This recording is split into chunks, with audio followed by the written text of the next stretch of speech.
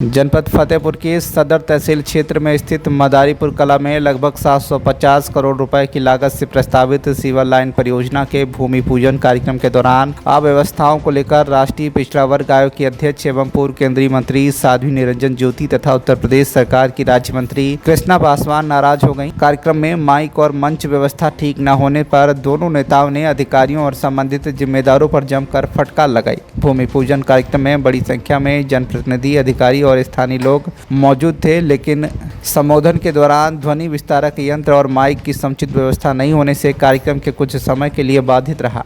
इस पर साध्वी निरंजन ज्योति ने नाराजगी व्यक्त करते हुए कहा कि जिस परियोजना पर लगभग 750 करोड़ रुपए खर्च किए जा रहे हैं, उसके भूमि पूजन जैसे महत्वपूर्ण कार्यक्रम में बुनियादी व्यवस्थाओं का अभाव गंभीर लापरवाही को दर्शाता है। उन्होंने अधिकारियों और ठेकेदारों को चेतावनी देते हुए कहा कि विकास कार्यों में किसी भी प्रकार की लापरवाही स्वीकार नहीं की जाएगी। साध्वी निरंजन ज्योति ने कड़े शब्दों में कहा कि सपा मानसिकता से काम करना छोड़ दीजिए, नहीं तो ठेकेदारी नहीं कर पाएंगे। हमारे जिले में पाइपलाइन से गैस है, वो भी पूरा हुआ। ये 23 मैं पूरा आपको भिजवा दूंगी। 23 में आकर के इसका पूरा परियोजना का पैसा अनुमोदित हुआ उत्तर प्रदेश सरकार से, केंद्र से पहले हो चुका था। फिर ये आकर के 10 अक्टूबर 23 को इसकी बैठक होकर के प्रदेश सरकार में बजट में इसका पारित किया गया। ये मेरे 5 काम थे जिनको मैंने फतेहपुर में आकर के 2014 में मैंने वादा किए थे कि मैं ये काम करूंगी। रोड बनना एक अलग विषय है। रोड तो लगभग पूरे जिले के आप देख रहे होंगे सही होंगे। 2024 में मैं यहाँ से जनता ने मुझे कुछ मतों से पीछे कर दिया, वो काम नहीं हो पाया। लेकिन आज भी जो भी सड़कें प्रधानमंत्री सड़क योजना की बन रही हैं वो मेरे कार्यकाल की ही स्वीकृत सड़कें बन रही हैं, क्योंकि नई तकनीकी से बन रही हैं। मैं लगातार अभी आयोग की अध्यक्ष हूँ। अध्यक्ष के नाते भी मेरी प्राथमिकता जिले की है। मैं सांसद हूँ या न हूँ, क्योंकि मेरी फतेहपुर की जनता जिसको मैंने अपना परिवार माना है, उस परिवार के लिए जब तक इस शरीर में सांस रहेगी तब तक मैं फतेहपुर की जनता के लिए काम करती रहूँगी।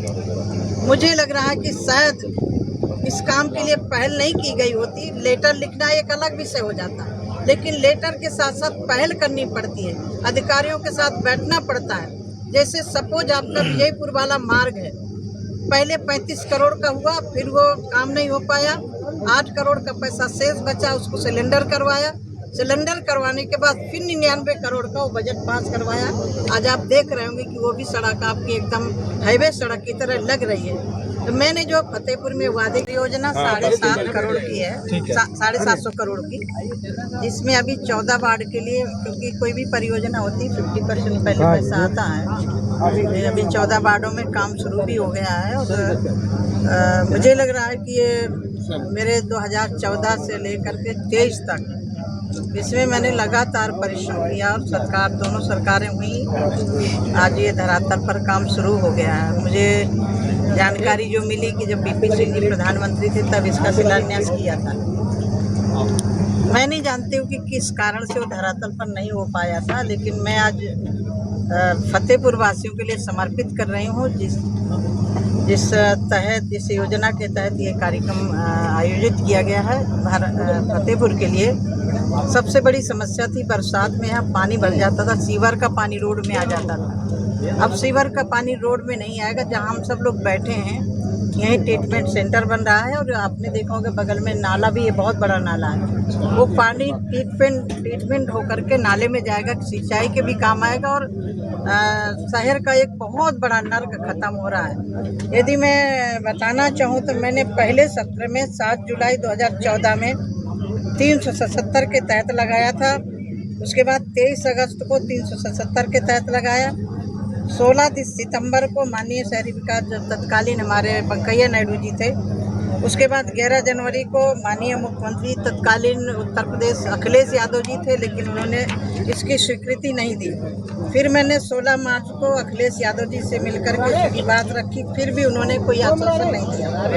फिर 18 दिसंबर पुनः तत्कालीन 2015 में अखिलेश यादव से मिली, तब भी उन्होंने स्वीकृति इसकी नहीं दी, क्योंकि भारत सरकार इसकी स्वीकृति दे चुकी थी।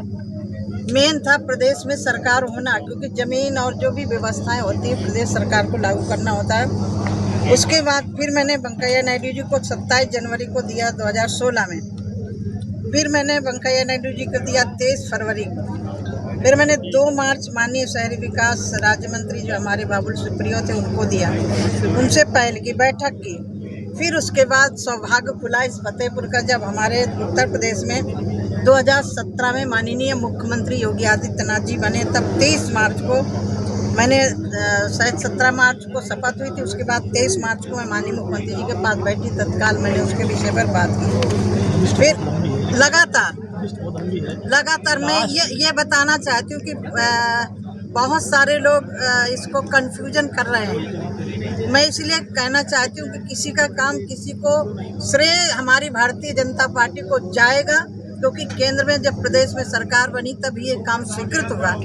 मैं इतना ही कहना चाहती हूँ कि जो मैंने 5 वादे किए थे 2014 में आकर के, वो था केंद्रीय विद्यालय, मेडिकल कॉलेज, जो सदर का अस्पताल है उसमें मूलभूत सुविधाओं की व्यवस्था हो, जिसके सिविल एक्सरे मशीन की थी, सिटी स्कैन मशीन थी।